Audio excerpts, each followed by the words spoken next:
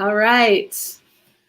All right. Welcome, everybody. Here we are at our on our new episode. We're going to be talking about reflection. And we are the Institute of Metaphysical Science. You can go to scientificmetaphysics.org and check us out there. You can subscribe to our newsletters, purchase any materials, sign up to attend our open mic, which is freely available the first Sunday of every month, and really explore the ideas of metaphysical science. So welcome. So today we're talking about reflection. We're talking about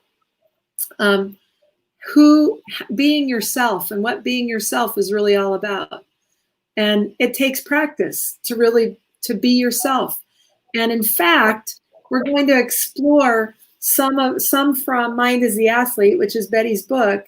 And we're also going to be looking at this whole notion of, that it's a whole new paradigm of thinking. So welcome, Betty. How are you today? Fine, thanks. And I'm glad we're going to talk about it. I would like to start off with Fritjof Capra's comment to kind of get us grounded on what we're talking about. Okay. And do you want it's to up and the comment.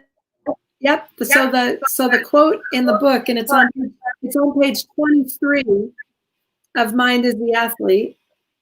And it says, regards consciousness as the primary reality, as the essence of the universe, the ground of being, and all being and everything else. Yeah. And he goes on to say, it's not too far-fetched to assume that all its structures, from subatomic particles to galaxies, and from bacteria to human beings, are manifestations of the cosmic mind. Yeah. So, we talk about God and we talk about being and we talk about man like there was separate things going on. And actually, the action of God is man. So you've got one being, and it's a God-man being. Without one, there isn't the other. And without the other, there's no way for the one to know it exists. Right. So it's a self-informing presencing. That said all right. So the world that I appear to see, I don't know. So when I'm looking at you, I don't know that you exist. I know that I exist. So you exist in my world for me. Consciousness. Right? That's revealing it. So that's what you're saying, essentially. Correct? Pretty much. And to go on with a few other sentences from Dr. Capra's comments, and these came out of his book, Uncommon Wisdom. But he said that when you really consider the first statement that we made, there's just one God being presence. Mm-hmm. He said it would call for a kind of imagination that's not unlike what you would need if you found yourself alive on Mars. It's a totally new paradigm in thinking. Right. So say that again. I just want everyone to hear that again. So say what you just said again. I just said that Dr. Capra was giving us the thought that this God-man being, this one presencing, reviewing and exploring who you are from that standpoint would not be unlike the kind of imagination that you need if you were to find yourself alive on Mars. So imagine that for yourself. So you wake up one morning and you're alive on Mars. What would that? It's like, what? What's going on? It reminds me of the first episode of Outlander, where she goes back in time 200 years or whatever it was. Remember that in Outlander? Oh, on the television, yeah. Yeah, it reminds me of that. And she had to get herself oriented. So she was not in her She was present time. She was in a whole different world. 200 years earlier. Yeah. So that's, I mean, but it would be similar. It's like a similar thing. You know, if you found yourself alive on Mars, how would you think about it? So you're saying, and what we're kind of exploring here is it's a whole new paradigm, not familiar, likely not comfortable for you to be fully yourself. Right. I don't know myself that way. So it's a whole new world. Right. The whole new consideration here, whole new exploration. Examine everything. What is this? What is that? Where am I? Who am I? What's going on? All of that. Yeah. Yeah. So And how, when you say, I don't know myself like that, how do you know yourself then? How do you know yourself? I thought I was well acquainted. I've been around a long time, but that thing in the mirror, I'm just finding out, is not who I am. Uh-huh. And Yeah. I, been a long time thinking that had some meaning. This right here. Yeah, and what I discovered, there's a thing that I see in the mirror and call itself Betty, is a point of view that I have of myself within the framework of how I see and hear and feel and taste and touch and all that stuff. Right. So what is the relationship of the Betty to the expression of God's being?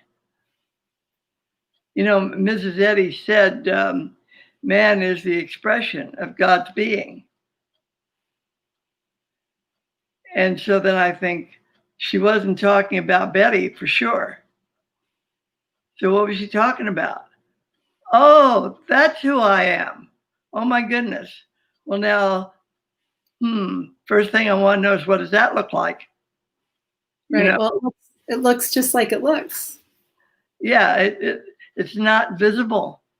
So I don't know what it looks like. Right. And I can't ever know what it looks like. So that paradigm of acquainting me with myself is gone. So I have to explore how I know myself. And I discover that it is all mental. It is all thoughts or things. It is that mind is the source and condition, even of this language form that I call Betty. Right. And by mind, I just want to be clear that by mind, you're not talking about brain. By mind, you're talking about consciousness. Universal consciousness. Yeah. Okay. So if I want to help myself, to know myself, I have to give up on all the seen, heard, felt, touch, taste stuff that's all visible in the human picture of things. And I have to look for something else to identify, who am I? What's going on? Yeah. And I recognize that language, the stuff that's familiar, the stuff that every day has dimension, can be seen, heard, and felt, and so on, all of that stuff is my own comfortable language for what's actually present, which I can't really see. Right. But it is present, or there wouldn't be any Betty fussing with it. There wouldn't be any language arising if there was nothing there. Right. Language arises as my best momentary way of discovering who I am. Right. And so the language, what you're referencing as language, is what you see around you, your circumstances, the language, everything that you're showing up with, the people in your life, the whole thing, whatever's happening, it's all that happening as you walk through your life. That is all language. Yep. What you're calling it. Yeah. Yeah. And so it is a point of view. And for me, and for each one, it's your point of view that you're dealing with. Yeah. So you really want to mull that over a bit, because it's not ever possible that somebody else has forced you to do something, Right. to say something, to feel something. It's all physician, be yourself. Yeah. It's all a one man show, so to speak. Yeah. Yeah. So I, it is like being on Mars. How do I behave with that information? Right. And here's the thing I want people to know. If you have a question or a comment, please feel free to type it in. They will come through to us and we'll be able to address them here. There's a lag time. So if you have a question, go ahead and type your question in. Just know that there will be a bit of a lag, but I wanted to put that in there. So go ahead and type it in. And if you're on Facebook and you like this conversation or love this conversation, just click the heart and do all that stuff that there is to do there.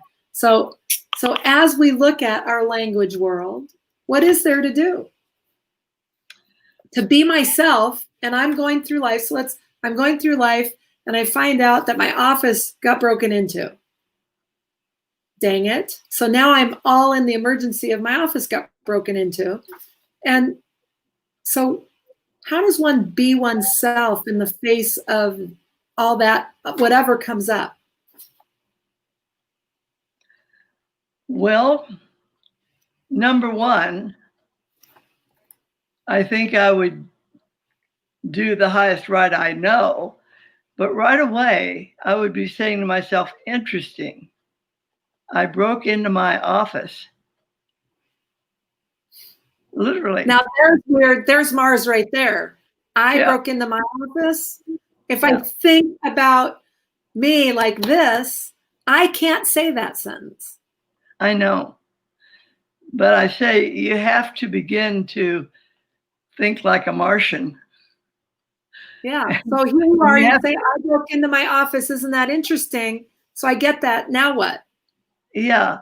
And so what you're really seeing with that possibility of being able to say that sentence, you're beginning to see that it is my other.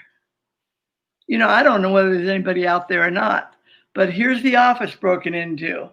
So it's got to be my other self, seen as other, since I seem to limit myself to the picture called Betty. But I'm the world I walk through, says metaphysical science. So my other broke into my office. And what do you suppose I can do about that? So I begin to look and I think, well, I don't know why it looks that way. I have no idea. But I do know that there is one principle functioning, and it's perfect. The ground of being is perfection. The ground of being that is consciousness is perfection. So my manufacturing of the other is something to do with my attachment to the way things were in my office. Something to do with the fact that I need to see myself in a little larger framework than Betty. Mm-hmm. So that I can embrace all of me, which would mean the world I walk through. Right. Because the world I walk through is my own comfortable language saying, talk about it this way, Betty, because you'll figure it out better that way. You're familiar with those words. Right. But I'm clear in the sense of what Dr. Capra wrote, that consciousness is the source and the condition of what's going on, called Betty in the world she walks through. Yeah. So then I'm thinking, all right, so we're standing at the foundation, the ground of being, if you will, of perfection. And it sure doesn't look like perfection to me, but I have to let go of my judgment on that and say, I have no idea why it looked that way, but I know there's a principle functioning and that all is well. Yeah. And as we walk on, it takes care of itself. The sense of upset is gone. The sense of loss turns out to be very diminished. There isn't much that got lost. Whatever did is not really the end of the world. So I just have to look at it all and say, okay, so we had an adjustment here to let go of our attachment to the stuff that we're used to looking at and I hate this little phrase, but in order to, because only out of letting go of that attachment am I free to be all that's available. And certainly allness includes a whole lot more than anything that's missing from the office. Right. Do you know? So there's something else going on here, addressing or having me address, who am I? And what does it all look like? Yeah. It's got to be bigger than the Betty.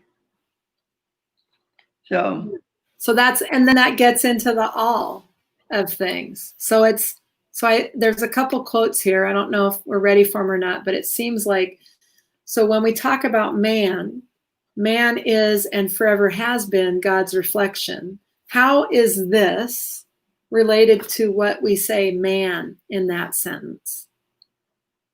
Oh, it's a point of view, a really inaccurate point of view. This is an inaccurate point of view of what the reference is for man there.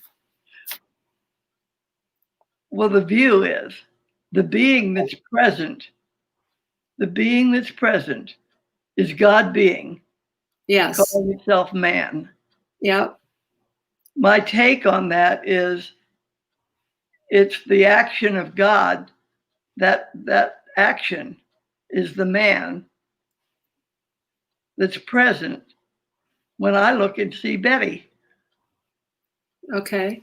So there is a God presence. Got it.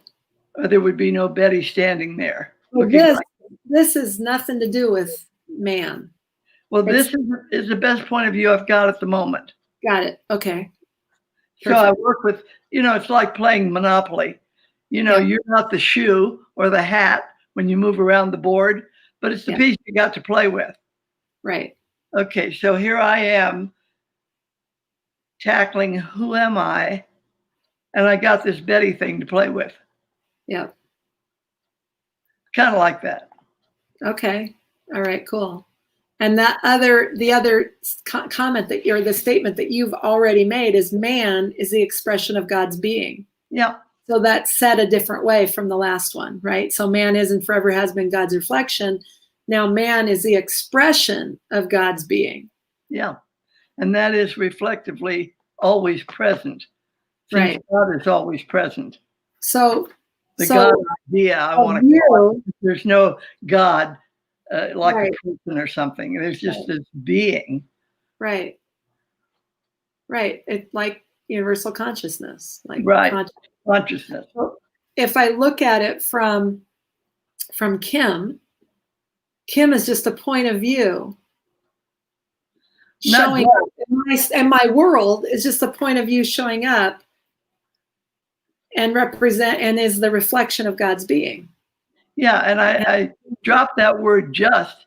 This is reality present, and this is the way I see it. Okay.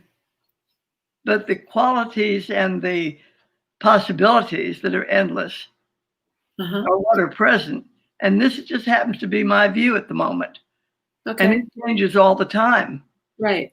And it changes quickly and all the time if I don't get wrapped up in the picture. That's right. I only stumble when I get attached to the way it looks. As long as I can let it go and just be along for the ride, I'm home free.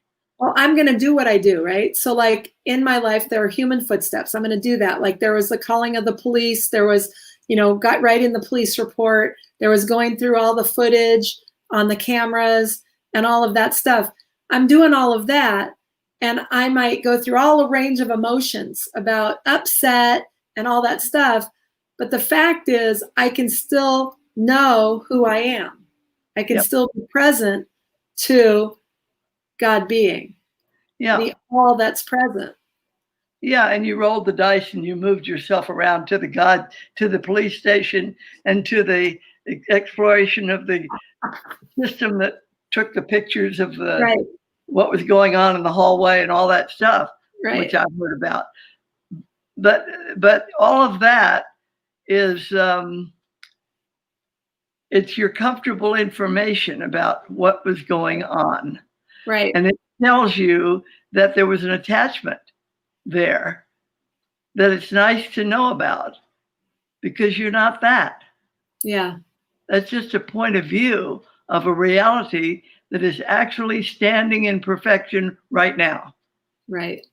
Yes. Very good. So you'll do all the things that are there to do. Sure. And you know I who you eat dinner every night. Yeah. Yeah. Exactly. Okay, cool. I like that. Yeah. All right. So now so I want to go into reflection a little bit more with this one. The use of the term reflection for man serves to show that the countless ideas which make up the infinitude of mind constitute each individual. Let's break that down a bit, shall we? So You want me to break it down? yeah, I mean that's a big old mouthful, right? That's like a meal right there. So Yeah. if you look at the term reflection for man serves to show that the countless ideas which make up the infinitude of mind. So say that in a different way. Yeah. All of the stuff, everything that you require for well-being, um, all of that stuff has idea fundamental to it. And it's just endless. It's just endless. But all of that, which makes up the infinitude of the God idea mind, all of that constitutes who I am, since I'm reflection of God being. And all of that stuff is God in action. Okay, so now follow that through to the implication of what you just said. So it is not a personal attack. It's not a personal solution. What it is a statement of the infinitude of my being. And I'm seeing that if I am actually living and moving and having being as consciousness, self-aware, in action, then I have no personal connection to anything. Right. So it's not a personal affront on you. No. Things happen. Things happen, they show up, it's language, it's my best view. And on we go. And what it's telling me when it shows up is that somehow I thought I was figuring pretty prominently in that picture. I thought I had a lot to do with that office, and I thought I had this and that and something else, and employees and machinery and technology and you name it. And oh my goodness, and it got attacked. Well, how dare they? Do you know? Yeah. And so it's a moment to sit and think, wait a minute. I am not a two-legged animal out there floundering around trying to figure out how to live a good life with all these terrible things happening. Right. Who I am actually is divine being present. And they gave me a piece to play in the game. Right. And I got the piece all fouled up. I think having the piece think it had something to do. Right. That's very loose. Did you get the idea? Yeah, totally. Okay. Totally get the idea. So now here's another one. Mind explaining or disclosing itself as individual consciousness is man and the universe. Yep. So it's self-discovering. Go ahead. It's a self-discovering being. And when I talk about self-discovering, and I have talked about it over the years with the classes I've taught and so on. I know that everybody thinks they're talking about this thing. Like, who Yeah. needs to discover Betty? Right. And Betty has been around for a while and discovered herself quite a long time ago and has been fussing with that ever since. Right. But it's really great to let go of that when I say, oh, that was a dead end street. I don't need to do that because that's Right. not who I am. That's Right. just what the piece in the game looks like. Right. You know, like the hat or the shoe in Monopoly. Yeah. That's all that is. Right. So then what's the self-discovering? Tell me a little bit more about that. The freedom is that I don't have anything about myself that could possibly be sick or do the wrong thing or not be intelligent or not be able to do anything. Whatever is required, the doing is done. And I come from the side that's already done.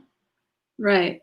There's so then for so man. then the look and the circumstances and all the stuff that I'm facing are things that may look the way, that may be the way it looks, but it is not the way it is. You got it. That's right. Exactly right. And on we go. Yeah. Very good. That's a huge amount to give out in a short time like this. But is there anything I can say to make it clearer? I just wanted to put it in because we need to start considering what it is we're dealing with. Are we dealing forever with this two-legged thing and all the stuff that it faces? You know, it has responsibilities. It has to do this. It has to do that. It has to be a head of a company or an employee or a school teacher or a librarian or a mother or a child. It has to go to school. It has to work with the pandemic. It has to do all those things. And that is not who I am. Right. That is all language point of view. And the time that you get in trouble with it is when you think the thing that you see in the mirror is who you are. Because then there's a burden. Oh my gosh, there's so much to do. I don't know how I'll ever do it. Worn out thinking about it. That kind of thing. Yeah. So what I want you to know is that this is Betty's book, Mind is the Athlete, and you can purchase it on Amazon. You can also purchase it, I believe there's a Kindle version, or you can purchase it from our website at scientificmetaphysics.org. And I also want people to know that if you're interested in exploring the ideas around scientific metaphysics, metaphysical science, as it relates to that which we have going on around us, we have an upcoming teleconference series starting on Sunday. So this coming Sunday, called Perfect Politics. Now, if that's not engaging, given our world in the United States anyways, I'm not sure but it's so polarizing, right? So given that polarization, what is the science view? What is the generative principle going on there? So it's Perfect Politics is what it's called. And it's a teleconference series. And there's 6 of them, right? There's 6 in a teleconference. 5? Okay, there's 5 of them, and they're every other week or so.